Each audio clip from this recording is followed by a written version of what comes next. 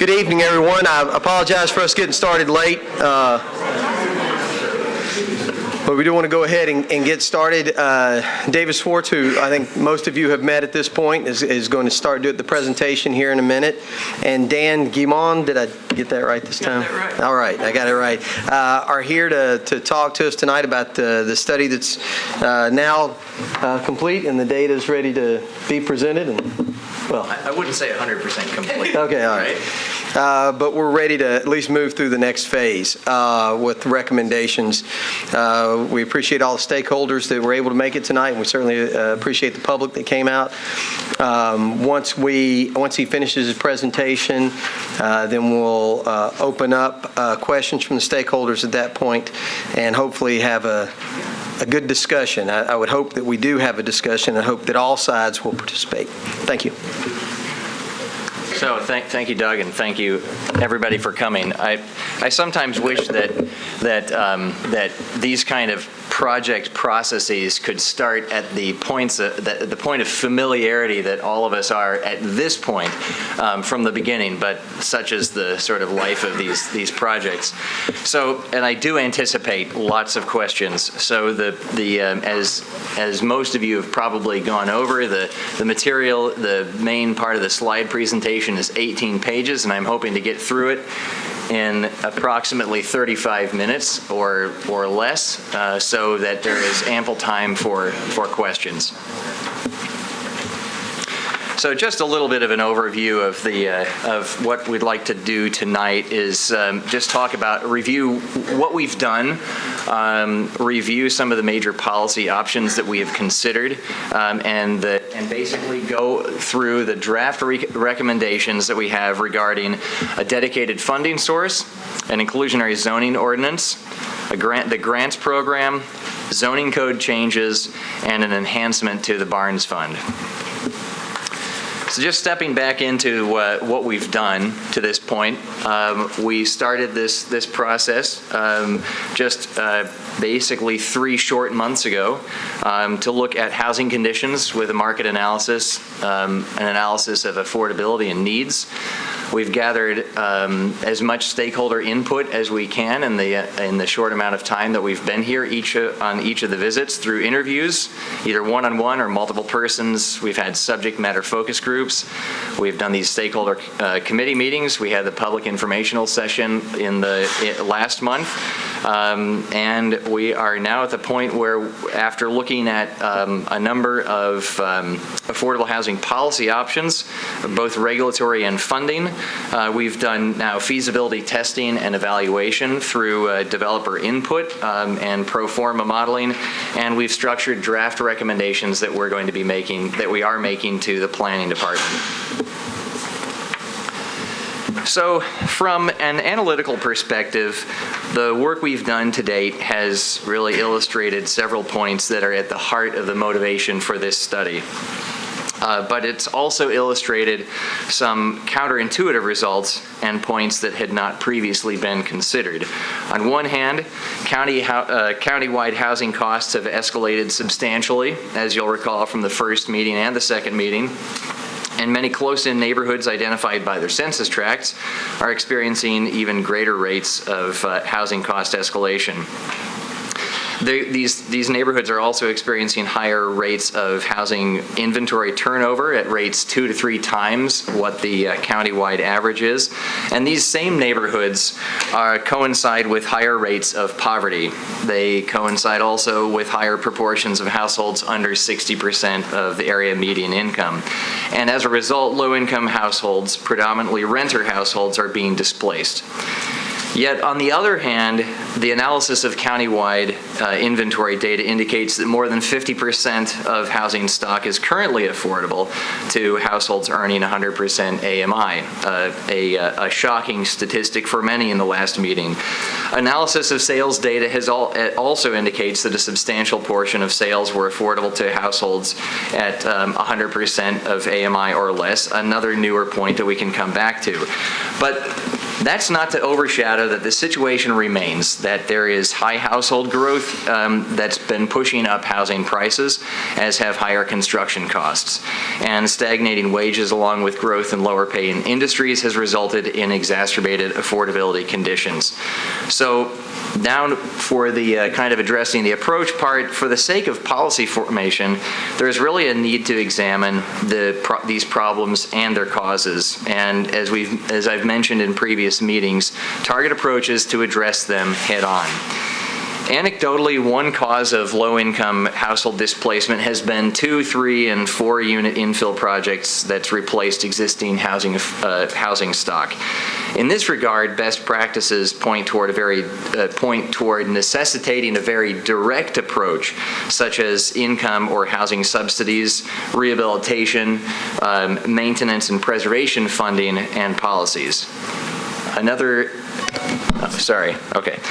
issue is that current zoning practices in the city have granted additional entitlements very freely. This means that the city has been giving away its most valuable point of leverage for producing affordable housing. And because of the complexity and diversity of the issues at hand, our draft recommendations for the Planning Department are multifaceted.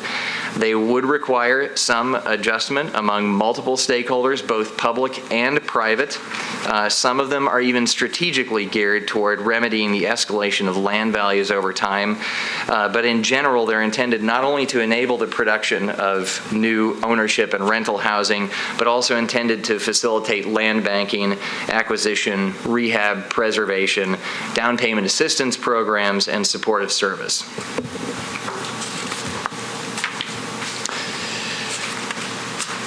So, as such, our first recommendation is for a citywide dedicated funding source. We recommend that this dedicated funding source be in the amount of $10 million per year or more, and that it be directed to the Barnes Fund. In our experience, cities with similar or even more extreme affordability issues generally find themselves on a sort of standard policy trajectory. First is the consideration of inclusionary zoning ordinances, then a consideration of commercial linkage programs, and then the communities often have a realization of a couple different things. One is that development in places where you want the affordable housing to be built has often opted to pay fees in lieu instead of building those affordable units, and that has come from our research, not only in this project but in other projects. And also that the inflow of revenues from the in lieu fees is cyclical. It's dependent on the market. It's inconsistent and it's unpredictable. And moreover, communities really realize that their affordability needs are deeper and they're much more complex and diverse than these policies are really intended to address. As a result, communities begin to contemplate a dedicated funding source. Not only this, but at this point for Nashville and for most communities around the country, with the sharp decline in federal funding from HUD, there is really a necessity to find a replacement fund. As I've mentioned, I think in the first meeting, in the last 5 to 10 years, the decrease in CDBG and home funding for the community has amounted to multiple millions of dollars per year in lost revenue.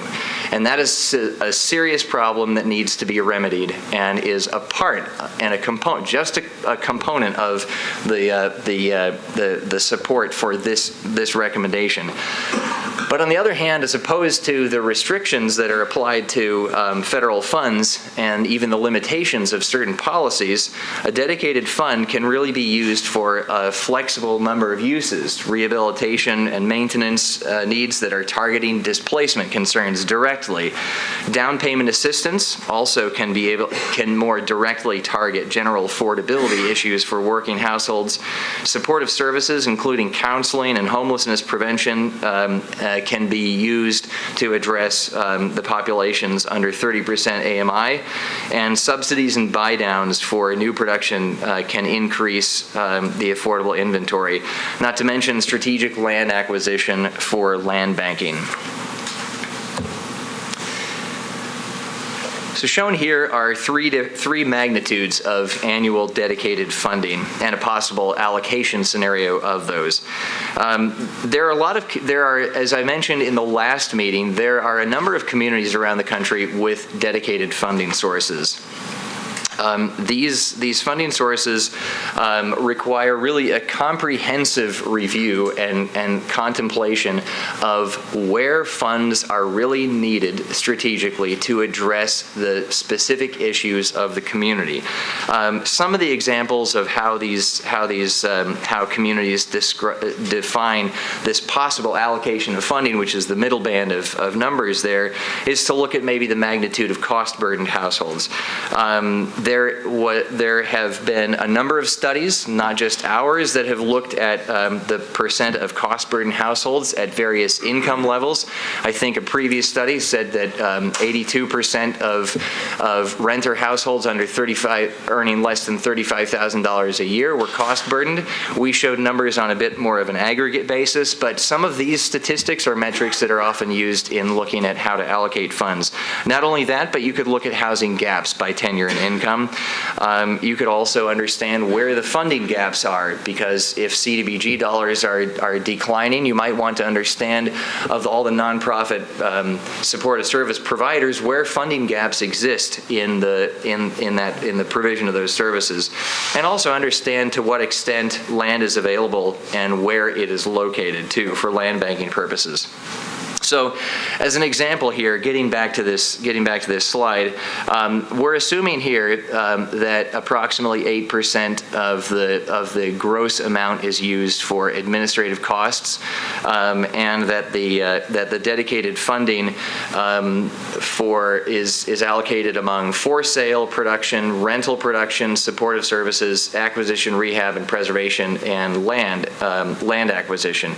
And so, based on these and some typical funding factors, a dedicated funding source of $5 to $15 million per year could produce anywhere between what's on there 144 to 432 units a year, in addition to about $1 million to $2.7 million or $2.8 million in supportive services funding, and also support land acquisition for land banking purposes of nearly a half an acre to 1 1/3 acres per year.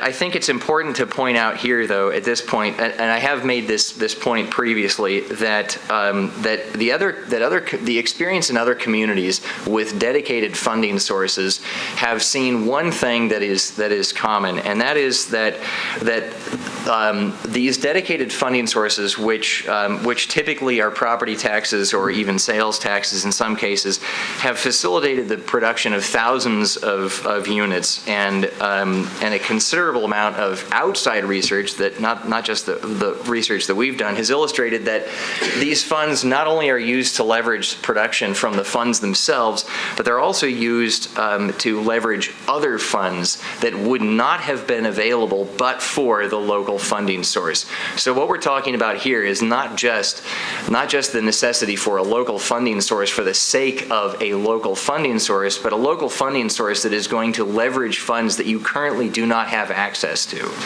But still, there is still the need for other policies to be in place to facilitate this production as well. So the first of the options that we have considered, and I'm going to just briefly touch on these before getting to the recommendation, is plain mandatory inclusionary zoning. And on one hand, this is a policy that many communities have adopted throughout the country to address affordable housing needs. It's a policy that is easy to implement. There is no question about it meeting no question about development meeting the requirements of this policy, and it does produce units in high-priced and hot real estate markets. But on the other hand, it wouldn't produce rental affordable housing in Nashville because of the state prohibition on rent control. So that is, it would impact a smaller portion of the market than it does in some other other communities that have these policies.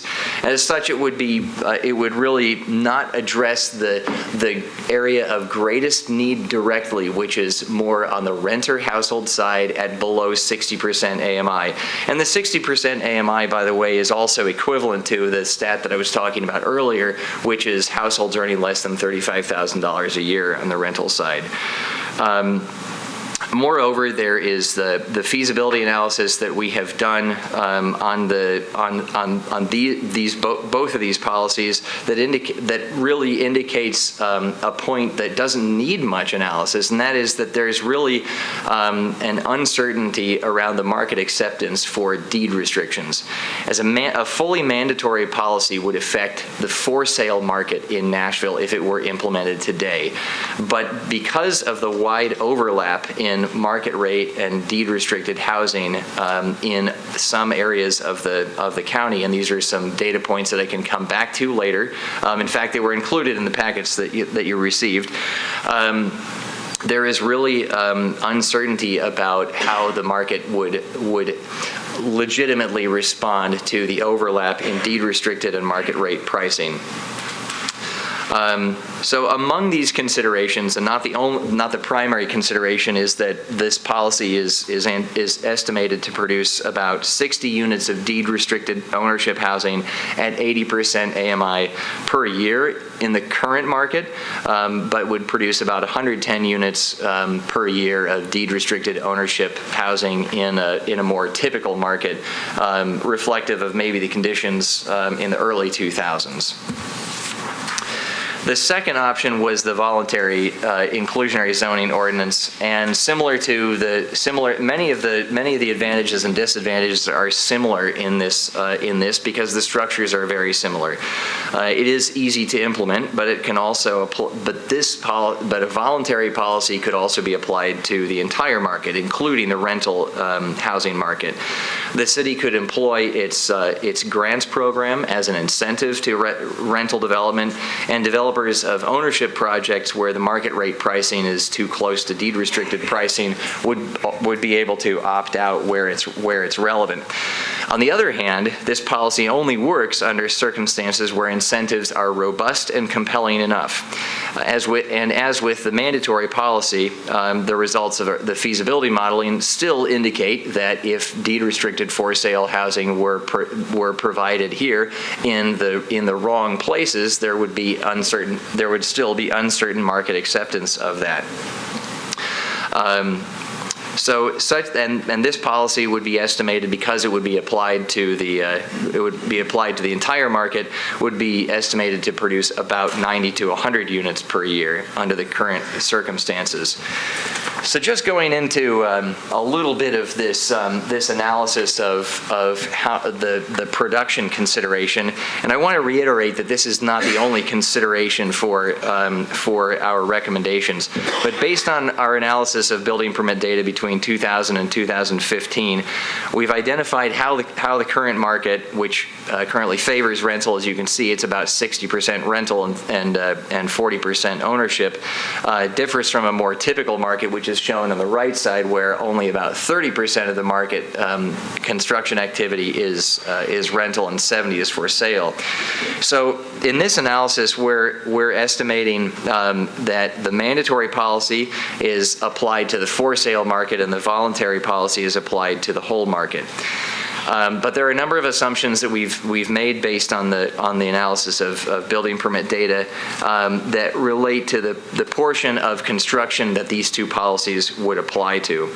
So the two primary factors are in the 1, 2, 3rd row of light blue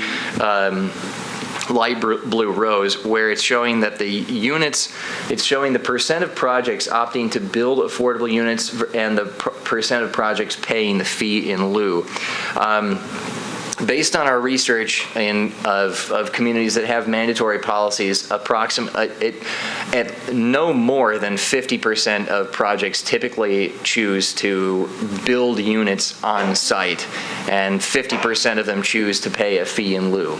Also, based on the research, we've estimated that it's approximately a quarter of projects under voluntary programs, and there's much greater variation on both of these stats because of the different types of markets that these programs exist in.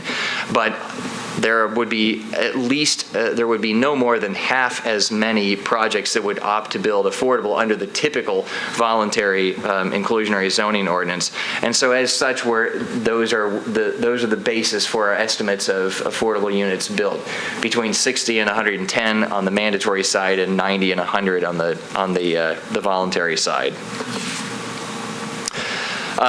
There was one other point that I wanted to make about this. That is, some of you probably see the projects contributing the fee in lieu and the estimated fee in lieu here. These numbers probably strike you as rather large, and I think they strike us from the standpoint of best practices as large as well, because most programs typically don't produce a lot of fees in lieu in such a short amount of time. They are still both very dependent on the market cycle. And as such unpredictable and really unreliable. So, based on the pros and cons of these options, our feasibility testing, and a real consideration for Nashville's existing regulatory and zoning context, we're recommending a policy that really falls somewhere between the fully mandatory and voluntary inclusionary zoning ordinances. We are recommending a countywide inclusionary zoning ordinance that affects both the rental and the ownership markets, and where the highest incentives would be offered within the UZO, the collectors, and arterials throughout the county. The policy would be triggered when a project requests entitlements beyond by right zoning, or when a project is receiving public financing such as TIF.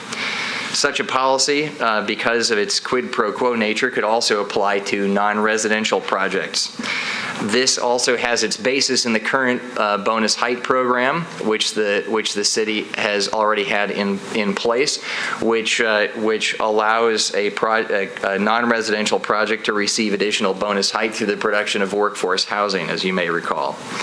When the ordinance is triggered, depending on the construction type, residential projects would be required to provide between 10 and 20% affordable housing or pay a fee in lieu, and non-residential projects would be required to provide 30% of its bonus floor area to affordable housing or also pay a fee in lieu. And we recommend that for sale housing, that the affordability target be at 80% of AMI for 30 years, and that rental housing be provided at 60% AMI for 15 years. We also recommend that in addition to the economic value of the additional entitlements that have been requested, though there are a couple of problems with this in the current environment, which many of the other recommendations are aimed at remedying, the incentives include $20,000 per unit for sale projects providing affordable on-site housing, and that for rental housing, that the grants program be utilized for those projects. But moreover, that both of these incentives would be available to any project that voluntarily agrees to provide affordable housing without even requesting the additional entitlements. So to some, this recommendation could be characterized as an incentive zoning ordinance, but to others it might appear stronger. For the practitioners and for us researchers who talk to a lot of people around the country, this might strike some might call this a quasi-mandatory program. So here's an abbreviation and an overview of the recommendations that shows the distinction between how this ordinance would apply inside the UZO and outside of the UZO.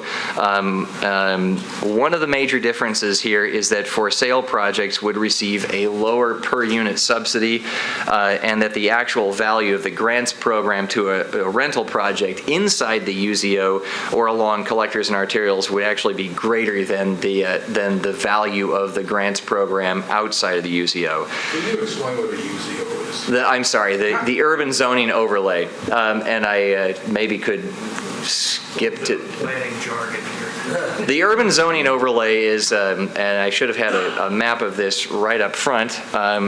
Suppose I can skip to it. The UZO is the blue area shown in the center.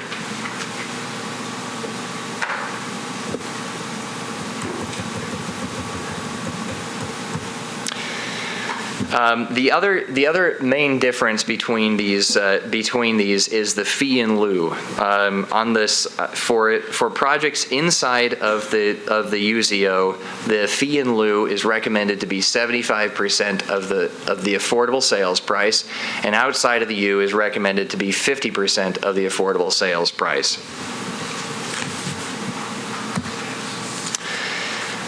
I've already shown you half of this chart, and the remainder of this is just to illustrate that while some programs have much smaller cash incentives or cash subsidies for projects such as for sale projects, the $20,000 per unit on for sale projects needs to be funded through some mechanism.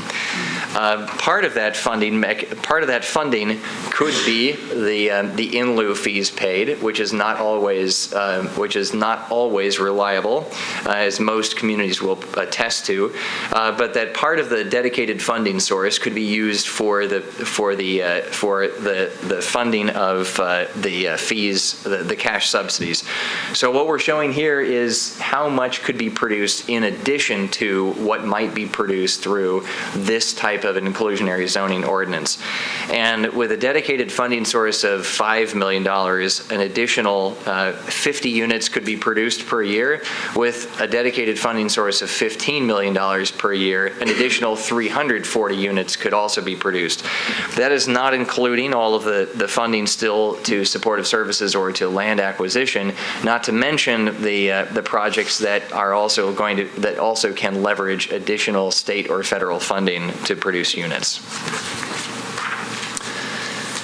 The third major recommendation is that the city use its recently established grants authority for the rental projects that provide 10 to 20% rental housing at 60% AMI.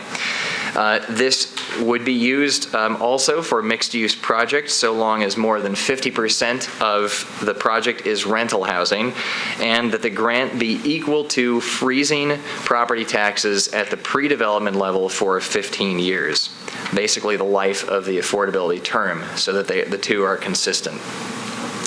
On one hand, this does function like a tax abatement, which is used in a number of other communities. It provides significant financial incentives to affordable rental housing. In fact, in our feasibility modeling, we've shown that under all of the development prototypes for rental housing, including 10 to 20% affordable housing under the specific construction types, and the grants program actually allows a project to achieve a higher return on cost than it would under by right zoning with no affordability and no grants program. Meaning that this program is, for Nashville, this is a very significant opportunity and a very significant program because of the amount of property taxes in the operations and maintenance of rental projects. This has a very significant impact on the financial performance of a project, and therefore the city's ability to leverage this already established authority into a new program that could leverage and incent a considerable amount of rental projects projects. In fact, in the production estimates that I showed earlier, I did not want to consider the fact that there is this unique program in that, such that I would show too optimistically how many rental units might be produced under this program. That has yet to be seen, and I hope you do prove that out. In total, we're making 7 recommendations in addition to the previous 3 regarding the city's use of density bonus. These stem from our analysis of zoning code sections regarding density bonus usage and entitlements. And I want to mention that these 7 recommendations were going to be a part of our recommendations regardless of what type of inclusionary zoning ordinance we were recommending. Our own research on the effectiveness of housing policies in cities around the country has made one thing generally apparent, and that is that communities often overlook how their past and current usage of entitlements work against goals of affordable housing policies that they have. They are basically essential to ensuring that land values and expectations of land value are in line with base entitlements, and that entitlements such as density bonuses are reestablished, that their economic value is reestablished and retained as points of leverage for the city to produce affordable housing. And so from this perspective, not only are they critical to our policy recommendations right now, but as the market adjusts in the future and over the next 3 to 5 years, will become even more valuable, paving the way for the possibility that as the city might revisit the success of such a policy over the next few years, that any future modifications of this policy would be able to take advantage of these adjustments made now. So the purpose is basically to refocus the use of density bonuses and entitlements and use them as points of leverage for affordable housing. Many of these are very sort of detail-oriented, and at least three of them have to do with the downtown code and the use of the bonus height option for affordable housing. There are a number of communities around the country that use these types of programs to incent additional height and to incent affordable housing production. But the experience has been that wherever there is a less costly option to gaining additional entitlements, those options are usually taken. The other modifications are based on how the city is currently using affordable housing or not using affordable housing when it is granting additional entitlement. There are a couple these other 3 have to do with amendments to the zoning code and the official zoning map to ensure that they be accompanied by the provision of affordable housing in accordance with this inclusionary zoning ordinance.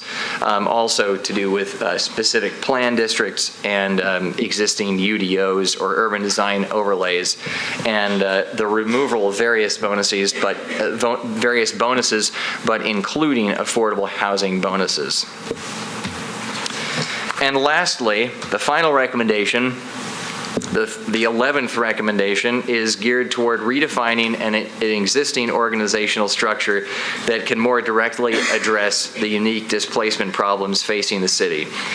We recommend redefining the authority and mission of the Barnes Fund to receive the dedicated funding source, as I mentioned before, and to authorize it to function more as a land trust, whereby it would be able to acquire strategic parcels of land to use as leverage in particularly appropriate locations for land banking, develop affordable housing on its own or partner with others, facilitate the maintenance of existing affordable homes, and working jointly with other nonprofits in the community, administer supportive services programs such as down payment assistance, home buyer counseling, foreclosure prevention, tenant rights education, and even homelessness prevention. Basically, the recommendations that we have structured are while to some they may appear disparate or unlinked, they all are coordinated and are all necessary to the implementation of a successful and comprehensive affordable housing strategy.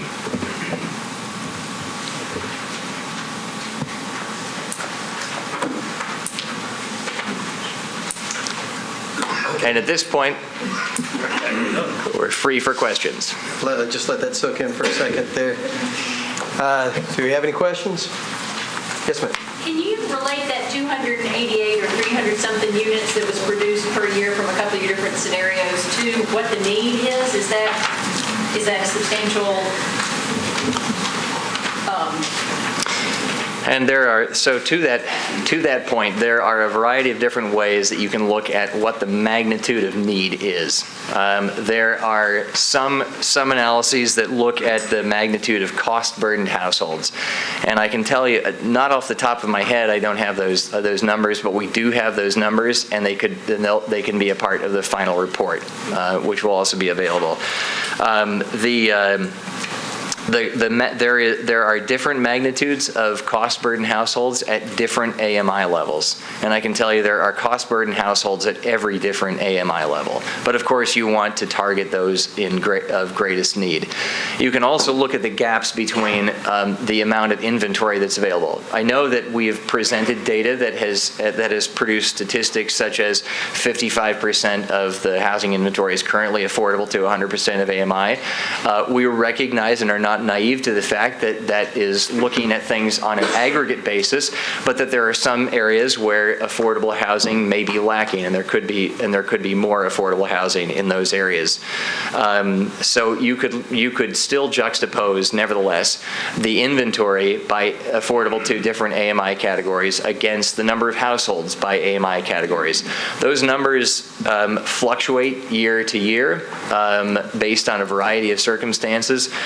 But we can also, I think those numbers would be very valuable in guiding where the magnitude of need is and how to focus a dedicated funding source, for example. And if I may, Council Lady, I know that this group has heard me say this before.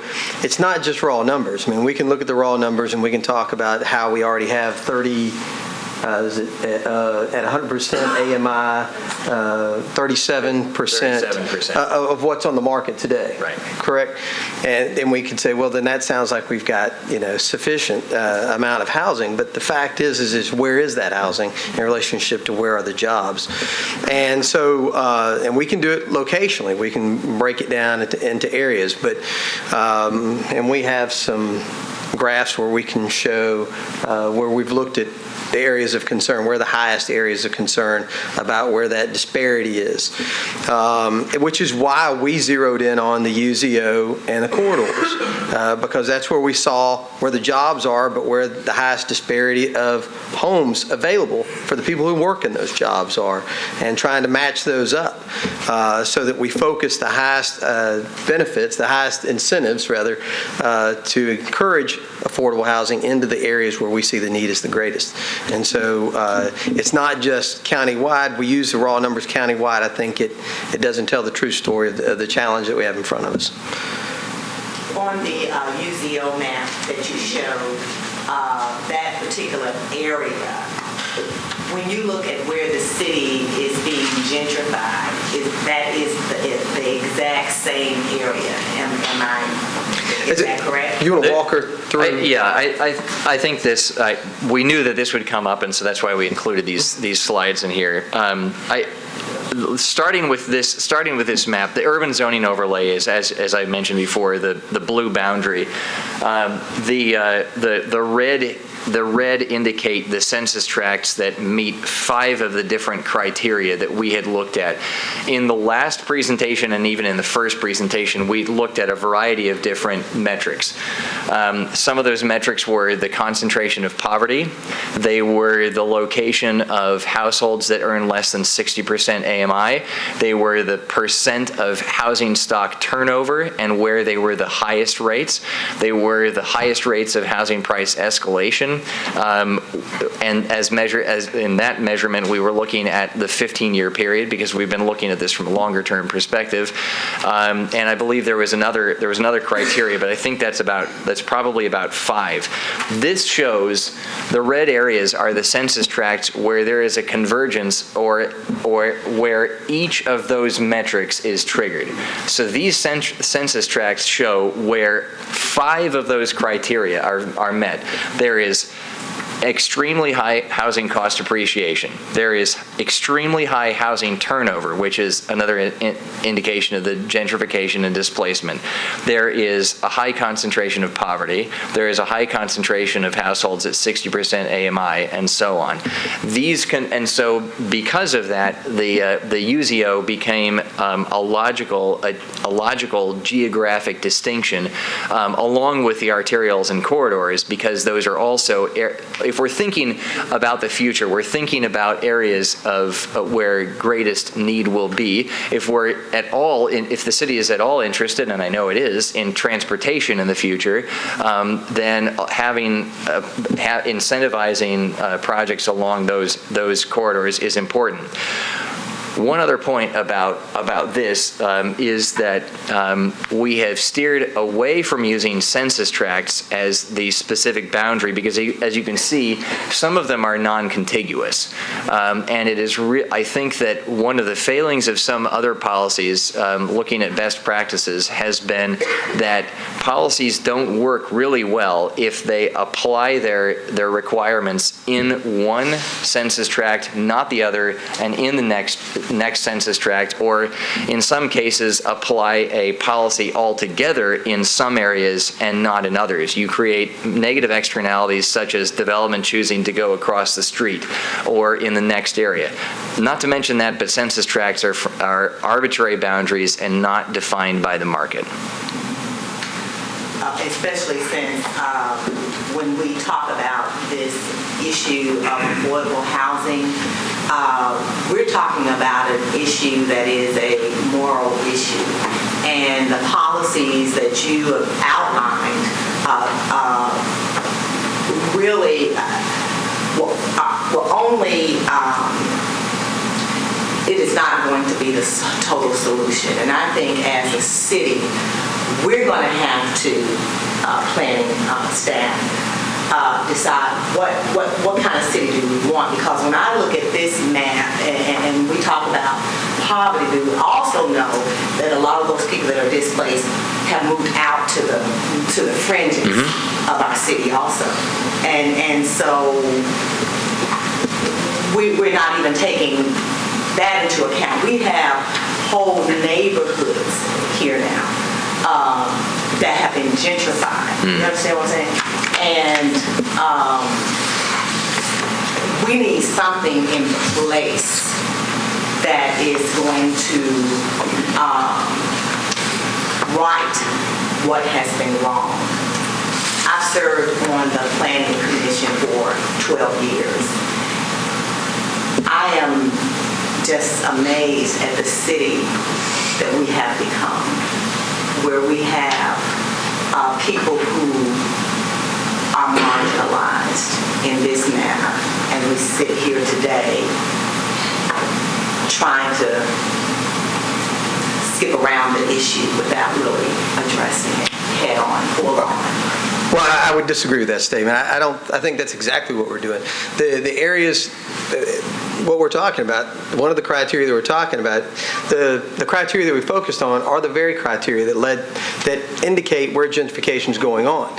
And what this is designed to do is to bring the opportunity for those people who have moved to the outer areas to be able to move back in, because this map that we're showing is where the greatest incentives are designed to create affordable housing, to allow them to move back into those neighborhoods and back into the areas that have been gentrified. So what you're talking about is exactly,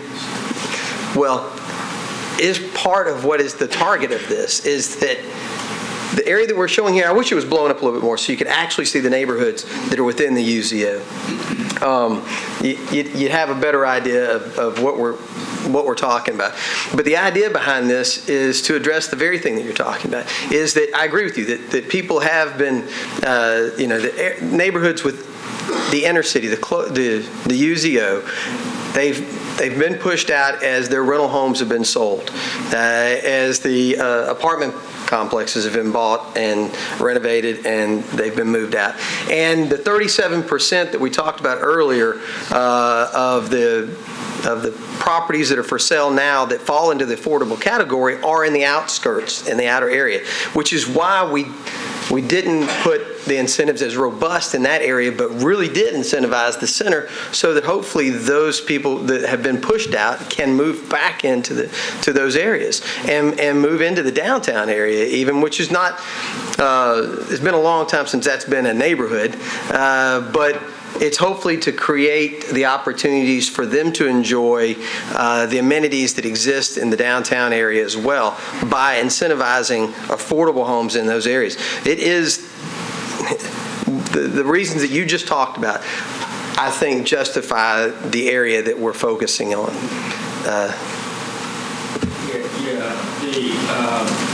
Just a quick comment, I got a question. I think the UZO boundaries probably work for that's like bulk standards and parking and that kind of stuff, right? So Those are some of the things tied to it, yes. For where you put affordable housing, it seems kind of odd to have a squirrely shaped boundary. Well, And my question, okay. because I don't want to get into it now, but my question, I want some clarification on, you've got a dedicated funding source, then you've got the incentive of $15,000 or $20,000, and then you've got more funding for the Barnes Fund. How are those linked? Are they really, they aren't separate, right? Is the $20,000, $15,000 incentive coming from the dedicated funding source? Is that the intent? I would say that all that you're talking about. And is the dedicated funding source different than what the Barnes is? I'm just confused. All of the funds that we talk about that are necessary to do all the things that you just reviewed would have to come, we would say, would be best suited if they came from a dedicated funding source. The only body that I know that can decide what that dedicated funding source is the council. The council has to decide how they're going to come up with those funds.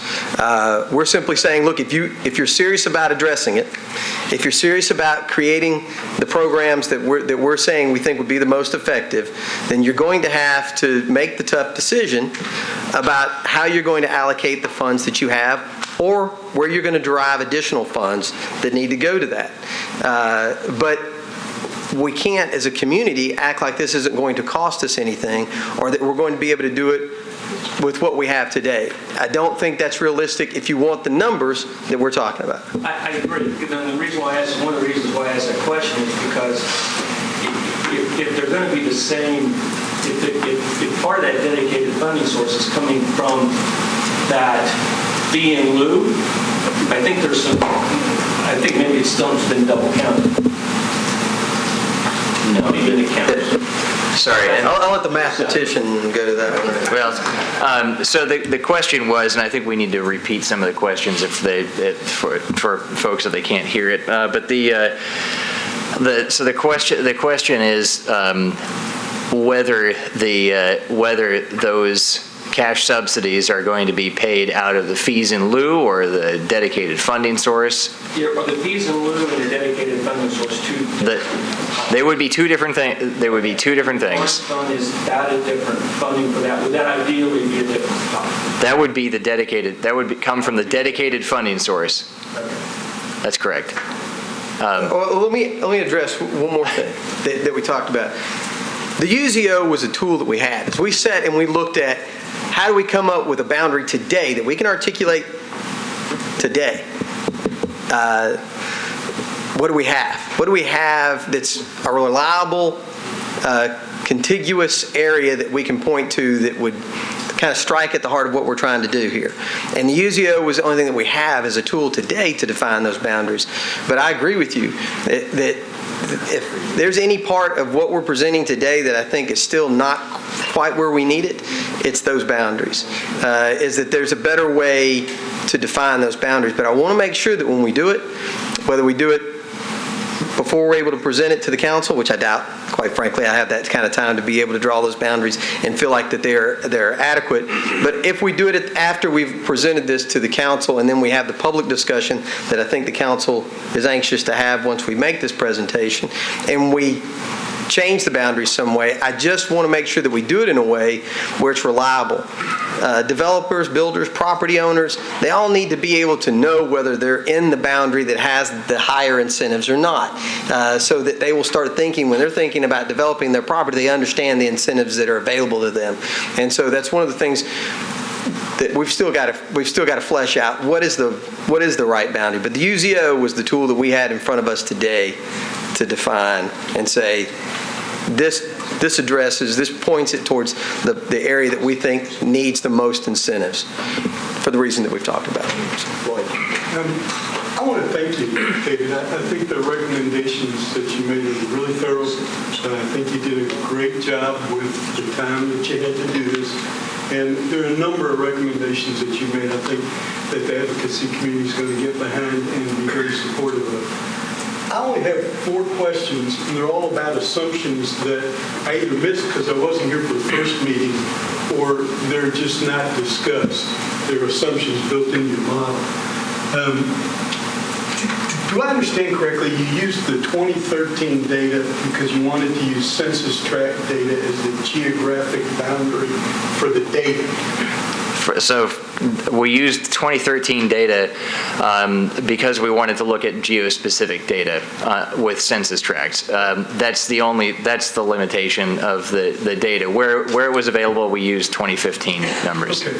And you didn't present any findings in your report based on census tract data on the number of units that would be produced by a mandatory IZ policy, rental units, because you believe the state rent control statute prohibits it, so why go through the exercise? That's an assumption you made when you produced the comparison between mandatory and voluntary. It was just the for sale units. And you didn't look at or study what could be done if the state rent control statute wasn't in place or wasn't in effect with a mandatory policy. Oh, that's correct. So the assumption that we made was that under the mandatory policy, the policy applies to the for sale market alone, because that's how it is currently structured.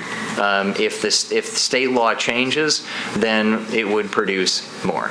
And on that state law change issue, you relied on an opinion which came out, we saw today, but I'm sure you had it, from the legal department that said the state rent control statute prohibits mandatory IZ from being applied to rental policy. Well, right. The law's, I don't think, great. I am a lawyer. It is what it is. And I don't think it's a gray area. I think it's pretty black and white. And I think we got the legal department opinion because we had some people questioning whether the law said what it says. And so we got a written legal opinion to that effect. But we only have a finite amount of time. We want to address this issue today, not sometime in the future when laws may change. I just want to understand the assumptions behind it. I don't know if that's an assumption. That's facing the facts, but yes. Okay. And finally, this goes to the point that Reverend Cummings made.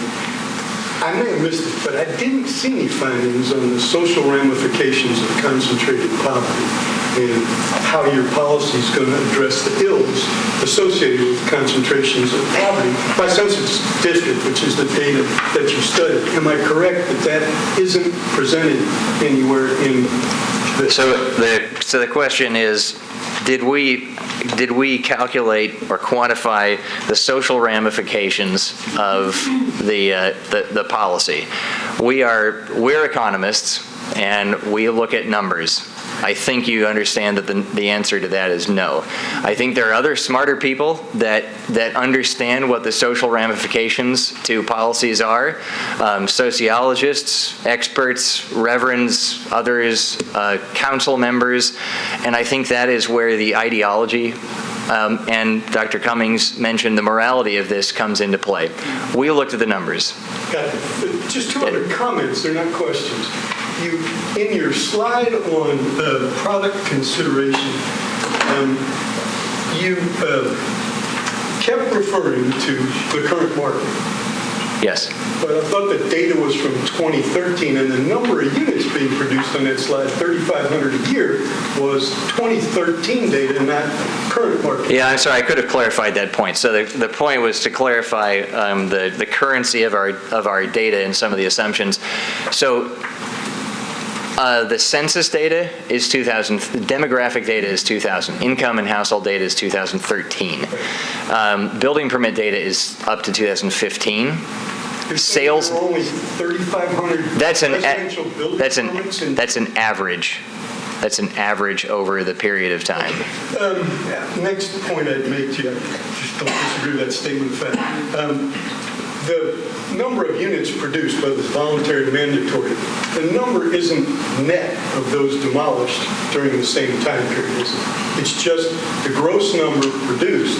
So if we were demolishing 600 units, well, we're pushing people out, and building 100 under a policy with 30% incentives voluntarily, we'd be losing 500 units a year. Is that a correct statement? I'd have to think about the math there, but so the question is that in our estimates, we've been looking at a net production of affordable units under both a mandatory and a voluntary policy. That does not include any demolitions or the net loss of units. I think that there are other policies that more directly address the net loss factor, and you could seek to establish a demolition tax or a fee if you wanted to address that more head-on. Recommendations about preservation. I just wanted Yes, to and thus the recommendation for the dedicated funding source to address more directly the rehabilitation, maintenance, and preservation of existing affordable housing. I understand. Okay. Thank you very much. Yeah, sure. And sorry. Actually, I'm sorry. I think John Schuler is next. Okay. If all Davidson County was developed under by right zoning, what would be the average density, more or less? What's the average? What would be the average? It's about 2 units per acre. Is that way off base? You think, The question is, what would the average density be for all of Davidson County if it were produced under by right zoning? I don't have the answer to that. I'm going to go with, I mean, you think 2 units an acre, is that what you're saying? Far off 2 units an acre, Doug? I know that in some areas in the south, southeast, and around Antioch, there are developments that are 4 units an acre. Those are buds. Oh, well, so basically my answer is I don't know. Yeah. I don't have that information. So I'm going to go with about 2 units. Okay. They come with a bud. So if I want to build a workforce housing development in Antioch, I'm not displacing anybody in the UZO, I'm not gentrifying anything. And I want to go quarter-acre lots, which may be a little bit small, which is what that type of house takes. My buyers are going to have to pay to these fees. We're going to increase the cost of those housing for workforce housing because lots of the housing in the UZO. And we're 50%, you said 50% of the houses in Davidson County are affordable for people making median income. Mm-hmm. Okay, and one of the reasons is because we allow those types of PUDs and that type of zoning to be able to be built.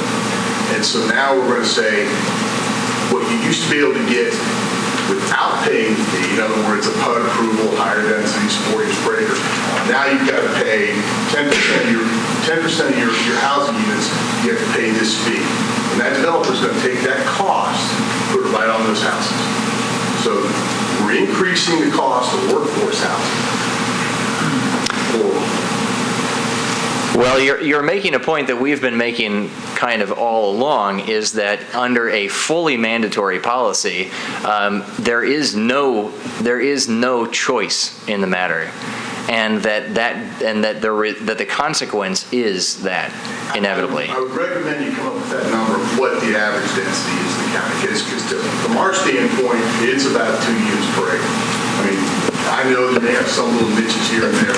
So what you're basically saying is an incentive is something that was, we're going to zone it 2 units per acre. You bring us a 5, we'll tell you what we think. Well, now all of a sudden, just about every affordable subdivision in Davidson County outside the core, if they were built under this, would have had to pay this fee. And when I say they, I mean the homeowners would have had to pay. So I don't know what the logic is. Well, first, I think John, I think that the big part of what we're talking about is very site specific, and you know this. I mean, we still have development that happens where it's site ready. You go out and you build it. You have the right to do it today, and in those conditions, you know, you're not going to be participating in this. You might choose to participate in this. You may choose to make some of your units affordable, and then you're going to be able to avail yourself of some of these incentives. But yes, if you want to increase your entitlements through the zoning process, then yes, you're going to have to in some way participate. I get how it's being couched, but the reality is there's very few acreage here that's zoned for 4 units per acre. Very few. And so what really is, we're zoned for 2 units per acre. And anybody who wants to, like I said, try to produce workforce housing, well, they're going to run afoul of us. I understand you're couching it as an incentive, but the reality is today I can come get my PUD approved at a higher density without paying these fees. You're taking that away and saying it's voluntary. If you want what you could get for the last 20 years, you got to pay this fee. It's a word game.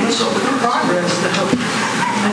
That's the only way we make it where we need to be. But the point is we have 50% of our homes are affordable by median income, and we start doing these things, and we're just tacking on fees to other types of housing. Housing is a food chain. You start making one point more expensive, it just keeps exacerbating. So let me try to address this from a different issue, because we have been making the point that you are making in the past, and the policy recommendation recognizes the fact that there is overlap in some parts of the county between market rate and deed restricted pricing. The issue that you're talking about is where in areas of cheaper land, there is housing that is being developed, whatever the density is, at certain prices that resemble those affordable deed restricted prices. I think that what some communities do in order to address this is include clauses that provide for exceptions to projects that are providing units at that level. Now that is sometimes an enforcement problem, but that is a provision that is made in these ordinances. So that I want you to realize that we have been making the statement. It's almost you've taken the thunder from us in that point, in that it is a problem in trying to adopt a fully mandatory policy in the context of an environment that has affordable housing available unrestricted. No household would choose that deed restricted unit. You've had your hand up for a number of times. I have to answer. Sorry, Avi, I'll get you later. Line item number 4 for CS zoning. You guys, your whole goal is to concentrate this on our arterials and corridors. You talked about adjusting it to cap it with an FAR, a floor area ratio that was resemblant to MUG or MUI. Is it going to kick in how are you planning on adjusting the CS should be my question, because it really wasn't defined in that presentation. The adjustment is going to be made to CS. Yes. Is it going to kick in anytime there is a residential reuse policy, or is it going to only kick in when you max out your FAR phase? We'll let the brain. Can you translate that? Yes. I will repeat and rephrase, yes. Right now, in the zoning code, there's a provision that it applies to a lot of the corridors, and it's a zoning district called CS.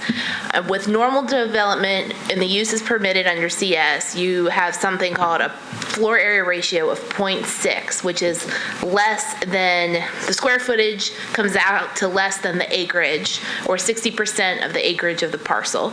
So if you have 1 acre of parcel, you can develop 60% as commercial uses. In an effort to incentivize only residential development, any residential development at one point, an adaptive residential ordinance was passed that has unlimited FAR in that zoning district if you are doing residential uses. So you could do 60% commercial, but then you could do 2, 4, 6 stories of residential on top of it, which is basically giving away all of that density without asking for something in return. So I imagine that when we get to the zoning ordinance drafts of these, it will have the FAR of the zoning districts applied to residential uses as well, unless you opted to provide an affordable or workforce housing component. Avi? So, I'm just a simple guy. And a lot of the language just goes shooting over my head. But a couple points of clarity. Where we're at in this process is that planning was charged by council to come back with a plan. David came in and gave us great information, including some of his own recommendations for you to consider. But you have the flexibility to come up with your own recommendations using what you learned from David, what you learned from the stakeholders group, to form your own recommendations. So we don't know exactly where those will be. But knowing that they have that, you have that flexibility, and I do come from the Judy Cummings School of Magic. Couple thoughts. One is a little disappointed hearing numbers like 10 million for the Housing Trust Fund. Simple person. Council passed a resolution going to the state, exempting cities like Nashville from so that we can use general obligation bonds. We have been thinking in terms of dedicated money through either bonds or other sources, fivefold. Per year? Well, no, as a core. Okay, so we were talking per year. Per year. We're talking 10 million. So Per your year. answer is not even close to the number that we would do over a 5 or 10 year period. You'd exceed that. So over a 5 year, that would be over No. We would say every year. Per So year. we were thinking Moving in terms forward. of an initial, and then on top of that. I'm not looking for a surge, I'm looking for a We're permanent looking answer. for a surge and we're looking for both. I'm just Okay. telling you Okay. what we're looking at. All right. But I hear what you're saying, but you see where I'm coming from. Yeah, I do. Is that I hear. I don't want one shot and we all walk away and we I think want we're both. fixed. I want both. I want it the perpetual. surge and I want both. Okay. Secondly, what you talked about a hybrid model of what you were saying is kind of a hybrid between mandatory and voluntary. I don't see the mandatory in there and I John does. Some of your colleagues do. I heard that. I don't see it. And I'm asking why that can't be a more aggressive combination of mandatory and voluntary. Question. Okay. Why can't it be more aggressive? Well, let me. Go ahead. Take a second. John makes a very good point in that if you build 20 units and you take 2 of those units and you reduce the cost of those, you hold them down artificially to make them affordable, the other 8 have to pay for that cost. I mean, it has to come from somewhere. And so you move up the rest, the cost of the rest of the units. Well, you do that, and you not slowly, it will happen relatively quickly. You start moving the costs of the rest of the housing up, and the 80 to 120 starts to move up, and it starts to become more difficult. And so that can be counter to what your actual goal is, but I'll let David explain, he does a better job than I do, about then you're trying to, especially if you're doing for sale and doing some sort of deed restricted unit, the difficulty of selling that deed restricted unit against a similar. The reality still exists. Like I articulated after John pointed out what he did, is the reality still exists that in today's market, and I might as well get into these things now, is that these are all the points of sale for 2015 through the beginning of September. So about 6,200 sales have occurred, and while you do see dots outside of Davidson County, the 6,184 does not include those. So there are 6,200 sales in Nashville. 1,800 of those were affordable to somebody earning 80% AMI or less, and these are where they are. There are some that are within what you would consider the UZO, but many of them are right outside. Some of them are farther to the extremities. So for a 2.5 person household with an income, according to HUD, of $45,500, the affordable sales price is $177,500. That would be your deed-restricted price under a fully mandatory policy. There are 1,800 sales. 30% of the sales in the city are affordable to somebody earning that, and that is the primary reason why a fully mandatory policy will not work under the current market. And Dr. Cummings, this shows you, if you can now visualize what the UZO is, and you can see where the lack of sales for homes in that price range are. That's where they are. And that's why we're trying to incentivize them in that location, because that's not where, we don't have them there right now. So. And I don't want to, we don't want to come across as being, we're not trying to be disingenuous about our research and work and evaluation of mandatory versus incentive policies. We're trying to recognize some economics that are common in evaluating these situations, and we've structured a program that is really going to ask a lot of people to do a lot of things. And so it's going to ask things of the development community, it's going to ask things of the city, and it's going to make it's moving. It's, I think, as about high-powered as it can possibly be for these conditions. Tracy's been waiting for a while. I am paid by a nonprofit to be unrealistic, so I'm going to make a very unrealistic suggestion. I understand the need to, or the desire to have a contiguous incentive area that's defined by the UZO, but I think I would love to see us go beyond just trying to ungentrify the gentrified area. Let's look at trying to provide affordable housing opportunity in those areas that have never gentrified, because they've always been upper income and lower life.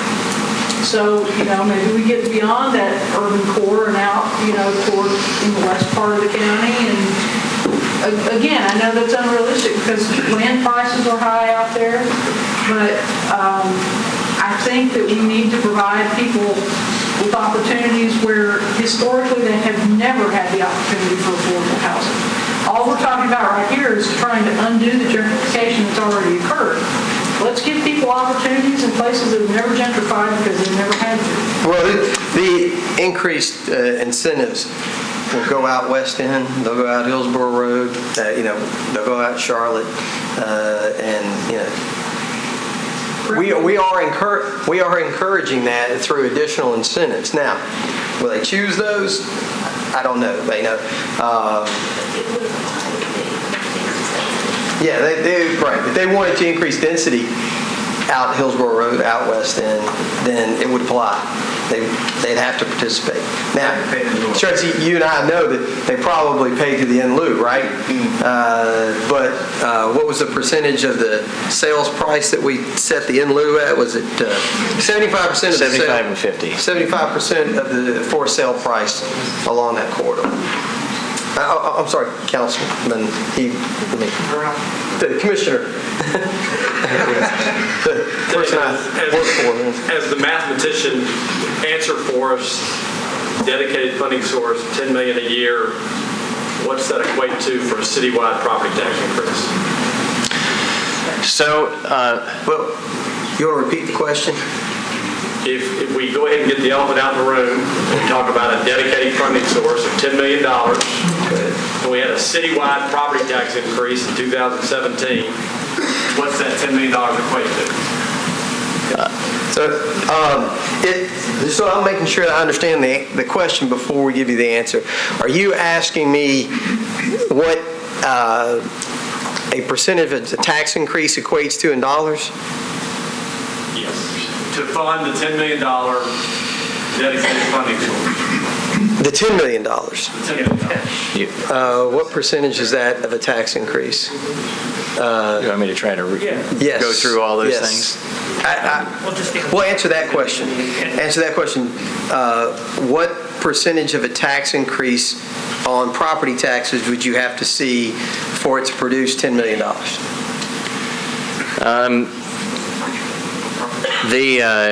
The math that we have worked out behind the scenes, there are a number of pieces of information, and so some people would like me to just give you the answer first, but then you won't listen to any of the explanation, or some people might not. One thing, though, I think is important to recognize is that in this context of the recent press on increased property valuations and what that means now, what that might mean in 2017, there are numbers like increases in 35% of property valuation countywide, and it's shocking because while we're sitting here or standing here talking about affordable housing policy, there is something on the brink that is about to make housing unaffordable or potentially unaffordable for people. But I think what's missing in that equation and what the press didn't acknowledge fully, but partially, is that the certified tax rate needs to adjust so that the property revenues collected remain revenue neutral. So the certified tax rate, which is currently 4.516% in the urban services district, would have to be adjusted downward. The assessor gave his presentation last Monday and projected that with those increases in property valuation, that the certified tax rate would have to come down to approximately 3.5%. So dropping it 1 full percentage point. That would mean that property taxes for the city, the revenue collections, are revenue neutral. That means a household, let's say we take a household with a median value home of $198,000. Based on the current certified tax rate, they're paying about $2,200 a year in taxes. So if you increase their valuation 35% to say $267,000 and reduce the certified tax rate to 3.5%, they're still paying $2,200 a year. Now, all of that said, in 2017, a 0.025% tax rate would generate $9 million a year. A 0.05% tax rate, costing taxpayers about $33 a year, would generate $18.4 million. Or somewhere in that neighborhood. Or somewhere in that neighborhood. To summarize, then, for an extra $35 per household across the entire city, we're going to raise a dedicated funding source of $18 million. It's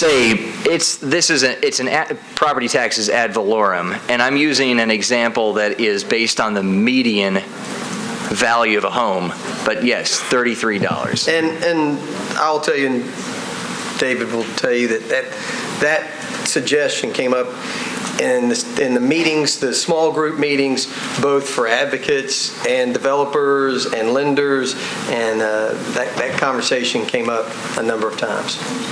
So now the councilman. Thanks. When you were responding to Tracy, you mentioned something that I've been thinking about during the presentation, and that is that, say, out West End or Hillsborough, if you get outside the UZO, that you were guessing that somebody might be more likely to pay the fee in lieu of rather than build the affordable units. Right, there's a potential in the right market for the right product that would happen. So the observation that I had when I was reading this, I'll state the observation, tell me whether you guys think it's fair or not fair. My sense was that inside the UZO, there was going to be a higher likelihood of building units rather than paying the in lieu as compared to outside the UZO. I would agree with that because of the incentives that we are, assuming that you adopt our recommendations, then I would agree because I think the incentives would be so great that they would keep it. CARES Act and very shocked. So. Corridors as well. I'm sorry? UZO and corridors. Yeah, and corridors. But all of the UZO and corridors. You guys have used UZO as the abbreviation for both, so I'm Okay, using that as okay. the abbreviation. Yeah. So for the for sale outside the UZO, we could expect whatever the percentage of building units is inside the UZO, we could expect it to be lower outside the UZO. I believe that is correct. And then here's the flip side that I'm curious for the reaction to. It strikes me that rental properties are going to be actually built by developers under these proposals largely outside the UZO, not inside. Well, I would, let me first suggest that might be a little difficult because of zoning. But I don't think so. I mean, honestly, I'll give you an example. What we heard, and you, again, every time I start quoting numbers without you doing it, makes me nervous. But what we heard from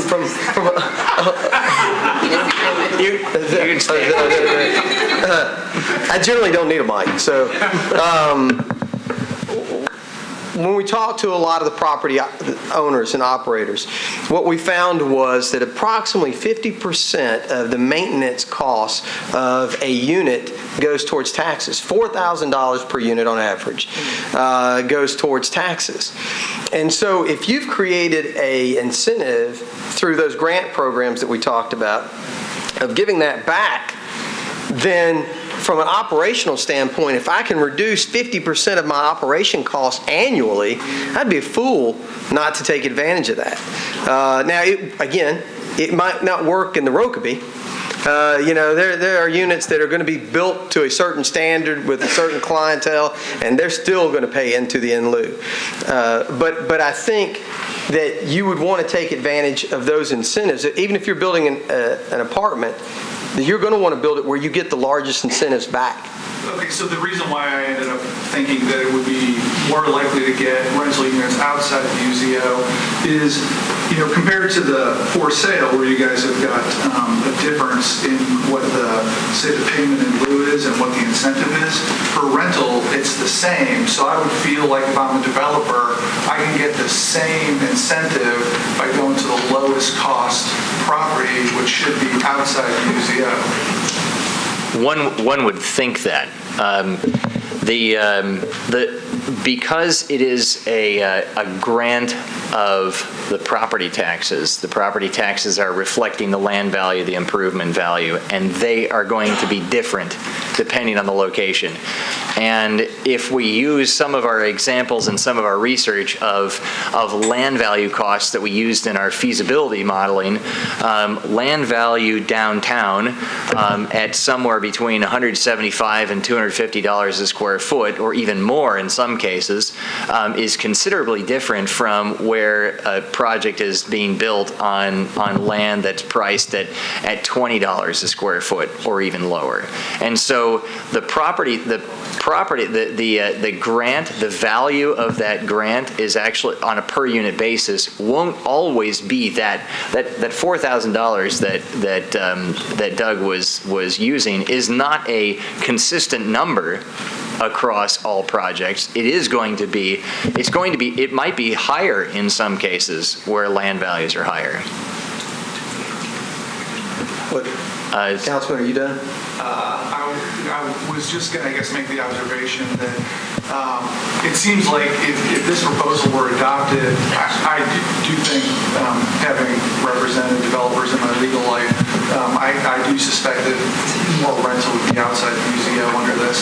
If that were the case, It seems like something has to be cooked in to make sure that Barnes Housing Fund is doing something to make sure that there's rental units being built at an appropriate pace inside the UZO rather than just getting it pushed to the edge of the county.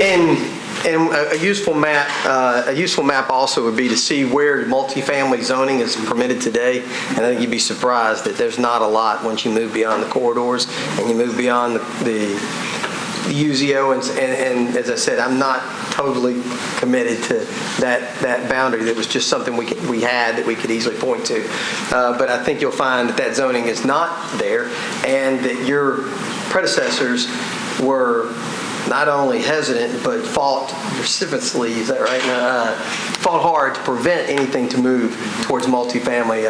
We've got commissioners here and former council members who know that anytime they try to move to multifamily very far off of a corridor or outside of the core, the community tend to come unglued because they don't want more apartments like we all lived in when we were young. Yes, sir. And we'll come back around. To piggyback off of council member said, looking at, I'm a person who likes to use examples. The flats on Main Street, it was the highest selling piece of property in East Nashville history. Went from $4.something million, undeveloped property. It's going to be apartments, flats on Main. How would they be able to utilize that to put back some affordable housing into that unit? I don't think it's going to be beyond that at this point. But everything that is in the District 5 corridor area, and we're having more put up on the corner of Eastland and Gallatin Road, and then behind the Rite Aid. All of those are good housing for workforce people, if you can afford it. But the real workforce housing, the multi-units that we had, triplexes, duplexes, older homes like those, they're all being leveled. And you're absolutely right about the urban core being the area for low-income housing. That's how you got all of your metro housing projects. And I was working with the CDC this past week, and I had to take a riding field trip with them. And then looking at the areas around 3707, 08, and parts of 09, you've leveled all of those multi-use development houses, those duplexes and triplexes on, not you, I don't know, but the whole. Yeah, I understand. All of those up on Felicia Street, Trevor Street, all of that is literally wiped away, which now has changed the entire zoning going forward. So where do we go with that idea if we do want to put it in the use and it's adopted by the council? How is that going to work if you change so much in the area? So let me make sure I understand what your question is. It's a multifaceted. All right. So if the question is how do we use these incentives or some other tool to recapture the units that have already been sold, I think that would be very difficult. I'm not sure. I'm not entirely sure how we would do that, other than to say if they're rental units. Go ahead if you've got an idea. I'm all ears. No, I mean, I think that there are not really good opportunities for changing the sort of structure of existing units, but I think through preservation or strategic acquisition, some of this might be addressed, but not really of projects that are new. But preservation is something that we heard a lot from the community and the stakeholders group. Is some of this money needs to be permitted to be used for existing homes, to be able to fix up existing homes, to be able to help towards taxes. Those landlords that own those properties, they should have some kind of incentivization to maintain that. If you've got tenants in your property, you own a triplex, and it's in the UZO, something needs to go to that individual to try to retain that tenant. Because what happens is with the people, and my concern is the people.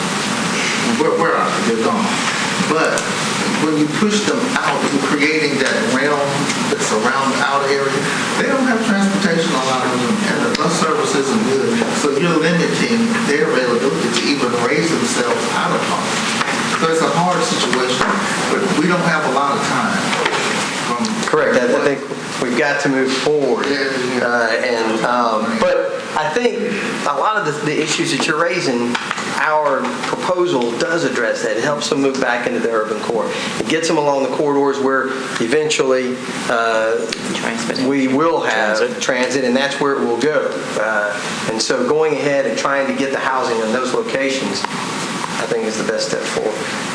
Hold on one second, Eddie. There were several more hands than that before. Okay, good. Okay, I've just got a couple of quick questions, understanding questions for something. I'm just sitting here looking at that map, and it's a real helpful map. But I'm sitting there seeing the nations, I'm seeing Buena Vista, and I'm seeing East Nashville, just right on that corridor.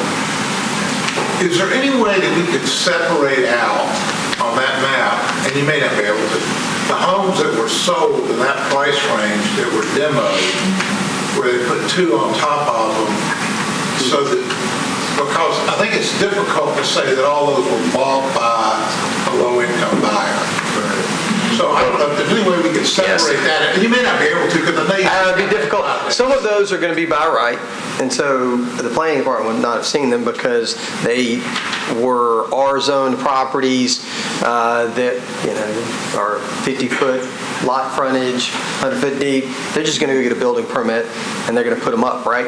And we'll never see those. So we'll have to figure out how we would look at that, how we would even put that data together. But to what end, I guess, is my question. Well, because I would struggle in some of those neighborhoods seeing homes sold to low-income people. I mean, Cleveland Park's a great example. I really struggle. Well, we're talking about sales price. I mean, isn't that what this is? Yeah, Eddie, you've really touched on something that is that often comes at the center of these problems. Nashville is experiencing, I think, a high rate of this kind of displacement, and that kind of development is at the forefront of a lot of people's minds. Unfortunately, there just isn't the right kind of information to quantify, or even really what you're talking about is identify that even though these are homes that sold for an affordability level of 80% of AMI or less, that doesn't necessarily mean that the purchaser was a household earning 80% AMI or less. That you can never really make sure unless you want to put a resident occupancy restriction on all of the sales. Yeah. Let me get Chris. I had another real quick question that I just want to make an observation. And David, I know you just have got to use the facts you have today, which is a very low interest rate. Once the interest rate starts to bump up, you're not going to be able to do 4 times your income to buy a home. So I'm just saying, in a couple of years, we may want to relook at this. Well, and I think I know you will. But to Sam's point, it's one of the reasons you got to move now, because we're looking at these numbers today. Exactly. But let the feds raise the interest rates, and these numbers change dramatically, quickly. Right. So we just need, just as long as we keep all those things, those cards on the table. All right. Well, let me get Chris. He's thrown his hands up a number of times. So my question is about the funding mechanism. So if you're talking about a dedicated revenue stream, that can't just be a general fund allocation. You have to actually set a millage.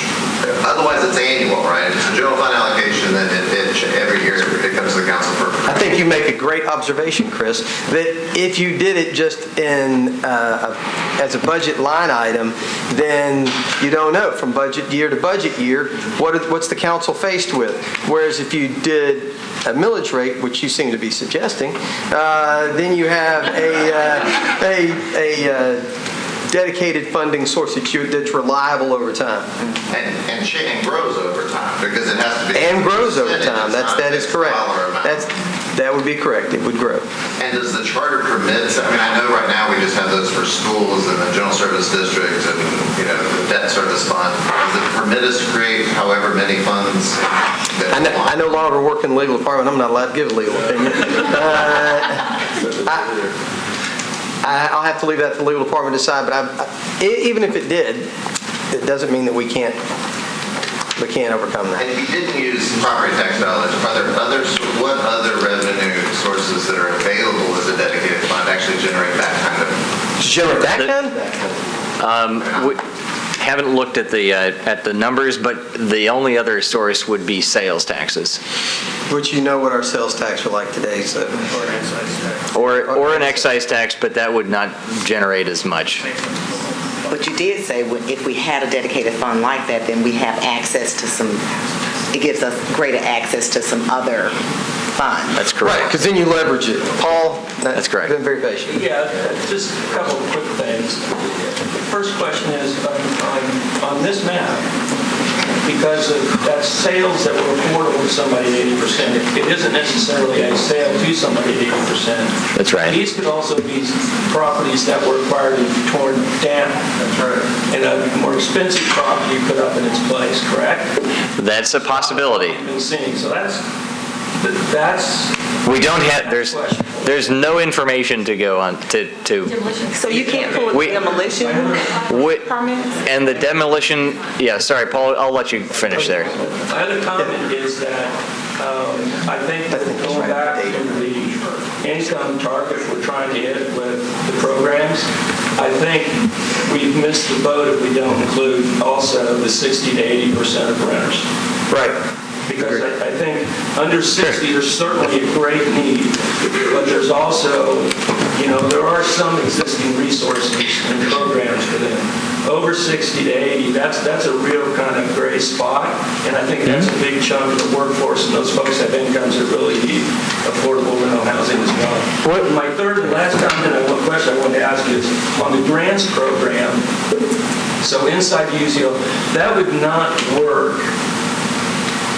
Well, it would work, but you couldn't get TIF, correct, if you're in a TIF district. You couldn't do both, because if you're using that property. If you're using the grants, you wouldn't be able to use TIF. You wouldn't be able to TIF property taxes then. Right, because there's no increment, right? You would be able to TIF if you TIF. I guess you would have already taxes. eaten that up with the TIF, right? Right. So, yeah. Somebody's got to, developer's going to get to make a choice. Do I want TIF? Sure. Or do I want this? Right, I mean, that's just, right. They'll have additional choices. One comes with affordable housing, one right now doesn't. Well, no, you'll also notice that we said that if you take TIF, you're going to produce some sort of affordable housing. I mean, that we haven't nailed down what that is, but if you get any incentives, whether that's TIF or otherwise, from Metro, then your project is going to address workforce or affordable housing. So that's one of the recommendations. It has in the past, right? That didn't go contrary, but I thought that went contrary to the state. I don't think so, no. Would. Guys, what's y'all's thought process about expanding the barge fund in lieu of keeping that with MDHA? We've already got a housing authority. Why would you just transfer more responsibility to these administrating these dollars and how this would work? What's the thought there? So the question is, we've already got a public housing authority, MDHA, and so why not dedicate the funding? Why not dedicate the dedicated funding source to MDHA instead of an expanded Barnes fund? On our end, although it is good to enhance and MDHA is facing a lot of decline in federal funding, just as other public housing authorities are. I think that from our perspective, the restrictions on the use of federal funding and mixing a local funding source in with that as a first point of funding entry makes it a challenge for then the community to be able to say, we need to use this source as flexibly as we want to for funding that shouldn't be just restricted to the federal guidelines. But I think it opens up some flexibility that Jim might not have if the money goes directly there right out of the gate. When we're talking about leveraging it with state funds and federal funds, that's who we're talking about. We're talking about MDHA, and we're talking about that money being moved over to MDHA to leverage. and now the director of We mentioned this in our MDHA. stakeholder interview, and I would ask you to go back and revisit the leveraging of Metro dollars against the Faircloth Amendment caps. If you haven't researched that, please do. 1,100 subsidies are available. We've got that reauthorized. And for the community, we've talked about it, probably everybody's tired of it. In 2 years, there will be no public housing in Nashville. There will be no public housing in Nashville. So all the opportunities to a private developer can go to MDHA. So those opportunities, I just ask, I'd be happy to have those discussions with you. And in fact, this year we increased our federal subsidy by using the Faircloth Amendment. I don't want to bore anybody with housing geek stuff, but that's an opportunity that's very large for the community. I think it's worthy of consideration. And I'll follow on with one last idea, which we kicked around for some of the council members. Just as you approved a low-income housing tax credit pilot in August of this year, we believe an affordable housing pilot along those same lines has a lot of merit. And I'd like to discuss that with you, include that in maybe some of your options. And I'm happy to discuss it if anybody wants to talk about it. But we follow the same rules, same compliance regime. Anyone that wanted to set aside any percentage of units could give us their pro forma before they set aside units, and then afterwards. And the difference, we do the analysis, and then we bring it to council on a resolution vote, and council can decide. MDHA would decide we need to have a look at an analysis. That's exactly how you structure the preservation of low-income housing tax credits for Davidson County. And I think it's a tool to be worthy of consideration. Right, and Jim and I talked about this just before this meeting, and it sounds like a great idea. And I think that, whether through the pilots or through the grant program, there's a way to, again, this is leveraging it so that Maybe both, I don't know. The more tools, the better. That's right. That's right. The idea is that we're all working on it, right? Everybody that has an opportunity to address this issue, that we're all working on it. If there's a way that we can work together, all the better. I know there are ways that we can work together, and we've got to make it happen. Council lady. I want to know how long the boundaries would last and how often we revisit it in terms of incentives under the UZO? The boundaries that we're, okay, so we're just making a recommendation. At the end of the day, y'all charged me, thanks for that, to come back with recommendations to you.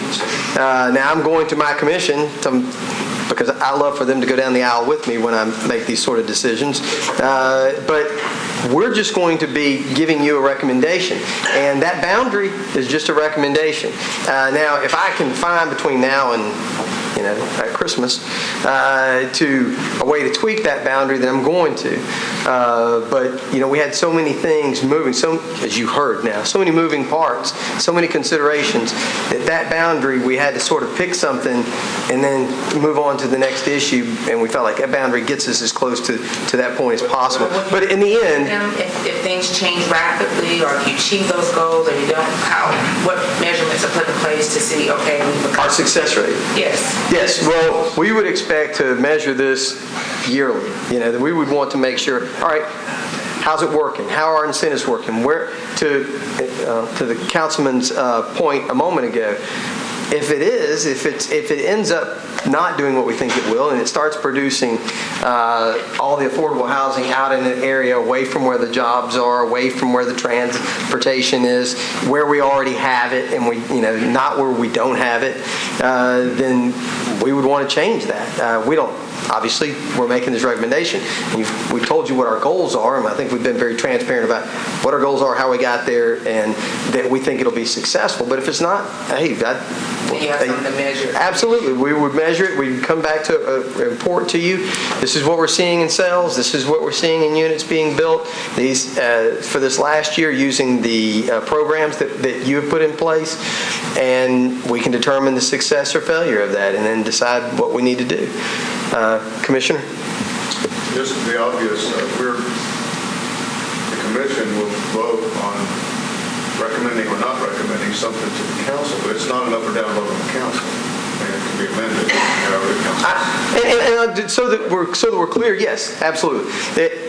I fully imagine that what's going to happen is that the planning department's going to make a recommendation. that we will hear from groups, both all the groups that are here represented today. We're going to hear from the advocacy community. We're going to hear from MDHA. We're going to hear from developers that develop market rate and affordable housing. We're going to hear from the lenders on what their thoughts are about that. And I have no doubt suggestions about changes to it to the council. You are going to hear that when we make this presentation. And then what I hope we do as a community is that then we have another conversation. Now, I hope it doesn't take too long, but then I hope we have another conversation that says, well, here's what the planning commission and the director has suggested. What do y'all think? What does the community think? How do we tweak it? And then, the bottom line is this. If we don't come up with something that can get us 21 votes, then this is all just noise. So the fact of what we're going to recommend to you, that shouldn't be the end of it. You know better than most of the people sitting, by far, those people that sit in this room, that takes negotiation to get to 21 votes on something like this. And if we're talking about, as Chris suggested, some millage rate, then it's going to be even a bigger conversation, right? So we've got to all work together to get to 21 votes, to get to something that we can move forward once it gets to the council. But what we're presenting to the council, that's our first recommendation. But I have no doubt that lots of people are going to weigh in after that, and then it's your decision. Have you calculated how long it will take the General Assembly to come in and just nullify everything? I'm going to ask John. It usually takes about a month. That's what I'm thinking. Yeah. And sometimes they even beat us to the punch. But that doesn't mean we don't try, right? Absolutely. I gotta say, I'm not, I spent a lot of time in the legislature, and I can get a little cynical at times about it, but I do not see the legislature caring about an incentive program. I know there's lots of issues we want to talk about mandatory, but I don't think they're interested in that. The voluntary stuff, I agree. The mandatory, depending on what you... Yeah, voluntary, If the rent control act is challengeable under legal theory, that's one thing, but they're not going to repeal it in my challenge. But Tracy, to answer your question, it was about 3 months ago. Because I've already seen draft legislation to undermine, to clarify, let me say it that way, to clarify the prohibition on rent control. But it doesn't go to incentives, what you say. No, as a matter of fact, what I've seen actually says you can do it incentive-based. So to the degree that it actually helps in a way because it clarifies that. It reiterates what we believe already to be the true about mandatory rent controls that would prevent mandatory inclusionary zoning for rental properties. But it also then goes on to say, but you could do it from an incentive base. And so that actually is helpful. We shouldn't say that again. They might not do it. Right. Doug, speaking for MDHA, and I'd like to camp on what Wood had to say. And I know we're trying to separate the Barnes Fund and the legalities of how that was administered, but for the council and Erica and Mark Berkeley and I think Bob left, and I see Mena in the back. I think it's important to know that in the boundaries that you drew, which is a UZO, currently NDHA has 21 of their 22 properties within that boundary, which is really, tackling the availability to the jobs, et cetera. That's 428 some odd acres. So I think as the council takes the planning commission's recommendation, which is really dealing with new developments and really doesn't deal with existing MDHA properties, I think they ought to really take a close look. And if they don't commingle the Barnes funds, if you create a different fund, and maybe it's based on the millage rate that Chris talked about, and you fund MDHA, everything's in place. Envision Casey is planned to take 700 affordable units to 2,400, 2,500 units on property we own, school, park, jobs, et cetera. So I think, as we really look at units and numbers, I can't remember David's numbers, and they were very compelling, but he was talking 200 or 300 a year, trickling across the way. We got one project in Vision Casey, which is basically 700 to 2,500. So, almost 4 times one property, and you take additional 20 others that NDHA already owns, and you do that same thing in Vision Napier, in Vision Suticum, et cetera, et cetera, et cetera. Edge Hill, all of them. And then you look at, you're talking about these duplexes, you're tearing these duplexes down and stuff, and, Angie's got a program where we give CBG money to re-insulate, put in new windows, new doors. So my point is that these are all great, but all these incentives and all these mandatory or voluntary or whatever, but they're deal specific. A deal has to happen one way or the other to make those units start to happen. Me as a developer, I can just choose to say, well, the incentives are not good enough and the mandatory incentives are too punitive, so I'm just not going to do that deal. I'll just leave it status quo. I won't, change anything up. I won't tear an old warehouse down like we're doing on Charlotte and put back 240 units. So my point is that to really make the needle move, NDHA is a much bigger piece of the puzzle. It's in place. It's chartered. The staff is there. The programs are there. The RAD program through HUD is a fabulous program. We're one of how many approved, Jim? In the United States, we've got. We're the biggest single complete conversion. We're the single biggest complete conversion in the United States. The Secretary of Housing gets a weekly report on our Envision Casey program. So I think that whatever recommendation the Planning Commission makes about all these things, just understand that those are deal specific, whereas we already have in place a program through NDHA with the RAD conversion to really move the needle in a big way.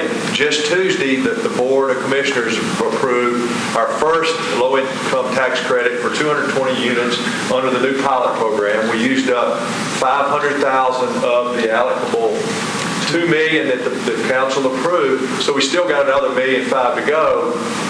If a deal comes to us from one of these developers.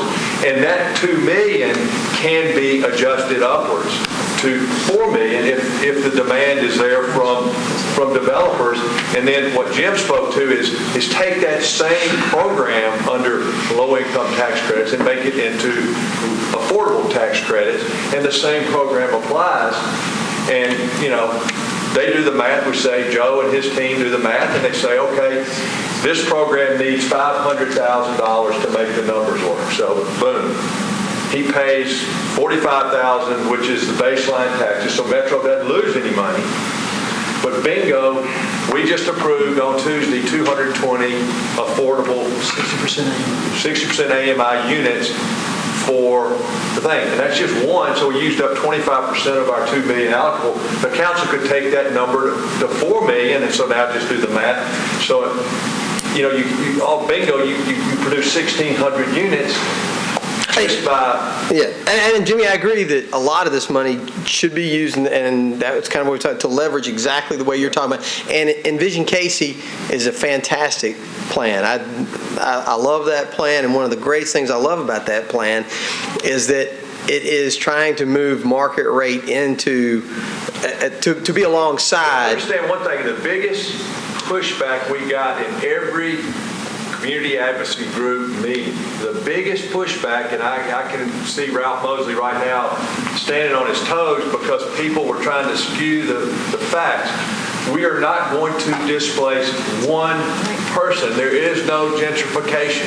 100% of the current residents will stay on that site. The only thing that will happen is, by the way, they'll move to a brand new unit. but they do not lose their location to a job. They do not lose their community because of all the other. So we don't displace one person. So there is no gentrification or whatever you want to call it, displacement or whatever. They all stay right there. So I think the council really needs to, and Mr. Harkins and his staff have a fabulous presentation. Doug, you've seen it. We briefed you on it, on the effect of RAD and what that can do for the community. And you know, you talk about land banking and, you know, buying property, whatever. We already own, this community owns 428 acres inside the boundaries that you drew. You know, just you arbitrarily came up with something because it was an existing boundary. And I get it, but it's interesting that 400, the only one unit that's outside of that is our towers in Madison. And I would say that as we see the success of Casey Homes, and I think we will see the success of Casey Homes, I think it's going to be something the entire nation looks at as a great way to redevelop your existing public housing. I believe that's long, but the key to that, getting back to what I was saying a moment ago, the key to that is making sure that we also introduce market rate, because the concentration of poverty is a big piece of this puzzle. And I know Jim came to us and the council passed an ordinance to help us address this in another location over by Cheatham Place. And Jim's proposal on that one is market rate with affordable housing. And so when you start to, but that is a new formula, right? Our public housing in the past has done just what I just said we want to not do, and that is it has concentrated poverty. But the new model is to break that up, to break it up with market rate housing. And as long as that's the only way you make the numbers work. Well, and if that's the direction that we're headed, then I fully believe that the Barnes Fund and the council and everybody's going to say, yeah, let's keep leveraging our money through MDHA, and let's do that some more at our other units, and let's get that balance. I mean, I'm on board, and I believe that as we show some successes, we've got to prove to the community, we've got to prove to the development community, we got to prove to the development community that people will buy market rate housing with affordable housing. I believe it to be true. I think most of us in this room believe it to be true. But we've got to prove to developers that will happen, and then the incentives will look all the better. Okay, that's one piece. And then we've got to get the community to trust, and this is the past, not when you were on the board, not when he was the director, but we've got to get the community to trust that MDHA isn't going to concentrate poverty when we give it money to do development. And so there's that factor too, which we haven't talked about, but is a reality of the past that we're living with. And so there's got to be a trust factor. And so that's why you may find it hard for the community to be quick to just funnel all the money in that direction. It may end up there because of plans like Envision Casey that we're seeing today and the successes I think that we'll see through that. But I think that that's a hurdle that this community's got to get past. Thank my commissioner for very eloquent I didn't give you that disclaimer that I'm a commissioner. I knew it. I just asked, I think some of the things we're doing is we're including to present to council a comprehensive plan. And I point out a couple things. One, on the low-income housing tax credit pilot, MDHA does not approve that. Our commissioners approved our recommendation. Council approves the pilot. So for clarity, it's not an MDHA program. We're the only candidate. And that's my logic. I think that would work for the affordable housing pilot that could be modeled on it. Second, we're working very closely with our new mayor and Linnell Matthews, and for the group. There will be an Envision Sutica Napier. It's going to take a year to plan that. It'll take a year to do Envision Casey. There will be an Envision Edge Hill. There will be an Envision Cumberland. And there will be an Envision Cheatham.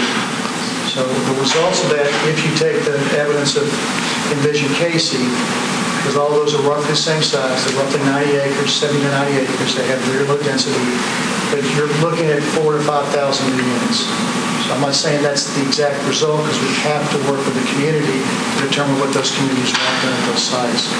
But that's an important fabric and part of this. I think I'd like to find a way to include in the presentation as a recommendation. Okay. I'll work with you. If it's appropriate. Absolutely. I'll work with you so that when we're presenting to the council, that we talk about where we are with public housing today and what the plans are. I just ask you to remember, public housing is an antiquated term that will no longer exist soon. Doug, I have a pretty pressing issue here. Is this about the time we go in the back room and have supper like we do? This is the commissioner's home, and he's used to now us going and having dinner in the back, which is sandwiches. But no, we didn't do that tonight.